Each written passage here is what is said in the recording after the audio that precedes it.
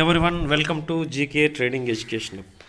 Saturday మనం చెప్పుకున్న విధంగా simple strategy previous day high, previous day low, previous day close. Previous day హైకి మనం కాషాయం కలర్ ఇస్తాము, ప్రీవియస్ డే క్లోజ్కి వైట్ కలర్ ఇస్తాం, ప్రీవియస్ డే లోకి గ్రీన్ కలర్ అప్లై చేయడం జరిగింది.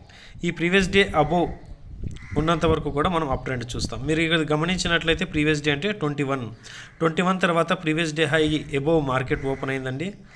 అయ్యాక ఫస్ట్ డౌన్ సైడ్కి వచ్చింది. ఈ ప్రీవియస్ డే హై ఏమవుతుందంటే సపోర్ట్గా వర్క్ అవుతుంది. ఎప్పుడైతే ఈ ప్రీవియస్ డే హై బ్రేక్ అవుతుందో అక్కడ మళ్ళీ ట్రెండ్ బేరిష్ అవుతుంది అనమాట. బట్ ఇక్కడ ఏమైంది, ప్రీవియస్ డే హైకి డౌన్ సైడ్ బ్రేక్ అవ్వకుండా అప్ సైడ్ సస్టైన్ అయింది. Up side sustain almost up trend తీసుకొని అప్ సైడ్కి మూవ్ అయిందనమాట. ఇక్కడ మీరు గమనించండి. దాని తర్వాత కరెంట్ డే హై అనేది ఒకటి ఉందండి మన సబ్జెక్ట్లో. ఇది చూడండి, ఇది current day high.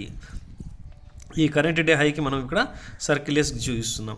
Current day హైని ఒకవేళ బ్రేక్అవుట్ ఇస్తే మళ్ళీ అగైన్ అప్ ట్రెండ్ అనేది అక్కడ మనం చూడడం జరుగుతుంది. ఇప్పుడు చూడండి, కరెంట్ డే హైకి ఈ విధంగా మార్కెట్ రావడం జరిగింది. ఇక్కడ కరెంట్ డే తర్వాత ఒకసారి డౌన్ సైడ్కి అగైన్ వచ్చి తర్వాత ఈ యొక్క కరెంట్ డే హైని ఇంతవరకు కూడా క్రాస్ అనేది చేయలేదు. ఓకే అండి, గమనించండి, ఈ కరెంట్ డేని క్రాస్ అయితే చేయలేదు. ఓకే, ఒకవేళ కరెంట్ డేని హై బ్రేక్అవుట్ ఇచ్చి ఒకవేళ ఇక్కడ సస్టైన్ అయితే అగైన్ ఇక్కడి నుంచి అప్ సైడ్ మళ్ళీ మనము ర్యాలీ అనేది చూసేవాళ్ళం అనమాట. ఓకే అండి, ఇప్పుడు అర్థమైందా ప్రీవియస్ డే హై లో క్లోజ్ ఏ విధంగా మనము అర్థమవుతుంది, ఏ విధంగా వర్క్ అవుతుంది అనేసి. ఇప్పుడు మీకు అర్థం అవ్వడానికి ఇప్పుడు నెక్స్ట్ రేపటి యొక్క ప్రీవియస్ డే హై లో క్లోజ్ ఏ విధంగా ఉందని మనం ఇక్కడ చూపిస్తాను. మీరు ఇక్కడ గమనించండి. ఇప్పుడు రేపటి ట్రేడింగ్ కోసం ప్రీవియస్ డే హై ఏమవుతుందండి, ఇది previous day high and close కూడా ఎక్కడ ఉంది, సేమ్ అదే వాల్యూలోనే ఉంది. సో ఇక్కడ previous day high, previous day close రెండు సేమ్ వాల్యూ అనమాట. సో ఇది ఇక్కడ మనం అప్లై చేస్తున్నాం. అలాగే ప్రీవియస్ డే లో ఏమవుతుంది ఇక్కడ గమనించండి. ప్రీవియస్ డే లో ఈ యొక్క వాల్యూ ప్రీవియస్ డే లో అవుతుంది.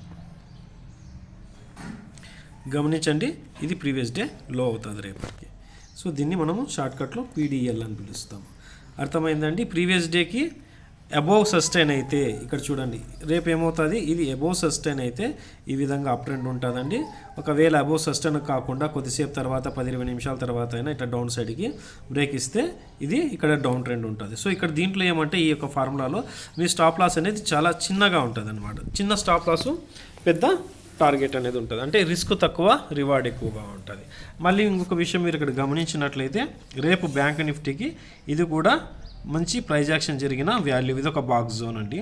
ఈ బాక్స్ జోన్కి డౌన్ సైడ్ బ్రేక్ అవుతుందా లేదా అనేసి గమనించండి. డౌన్ సైడ్కి బ్రేక్ అయిందంటే ఇక్కడ కూడా మనకు ఆల్మోస్ట్ ట్రెండ్ అనేది ఒక బేరిష్గా చూసే అవకాశాలు ఉన్నాయి అన్నమాట. మెయిన్ అక్కడ చార్ట్ ఏ విధంగా వర్క్ అవుతుంది, చార్ట్ ప్యాటర్న్స్, క్యాండిల్స్ మీద కూడా మార్కెట్ అనేది డిపెండ్ అయి ఉంటుందండి. కానీ మనం ఇప్పుడు చెప్తున్న ఈ డే హై డేలో ఫార్ములా అనేది రిస్క్ తక్కువ, రివార్డ్ ఎక్కువ ఉండే ఫార్ములా అనమాట.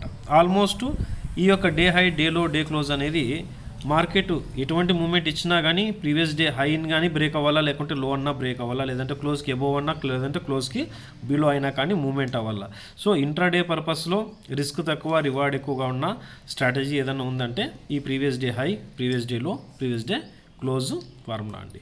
ఓకే ఫ్రెండ్స్, వీడియో నచ్చితే ఖచ్చితంగా లైక్ చేయండి, మరింత మందికి షేర్ చేయండి. కొత్త వాళ్ళు ఎవరైనా చూస్తుంటే ఖచ్చితంగా సబ్స్క్రైబ్ చేయండి. ఇలాంటి మంచి మంచి సబ్జెక్టుతో మీ ముందుకు వస్తూనే ఉంటాం.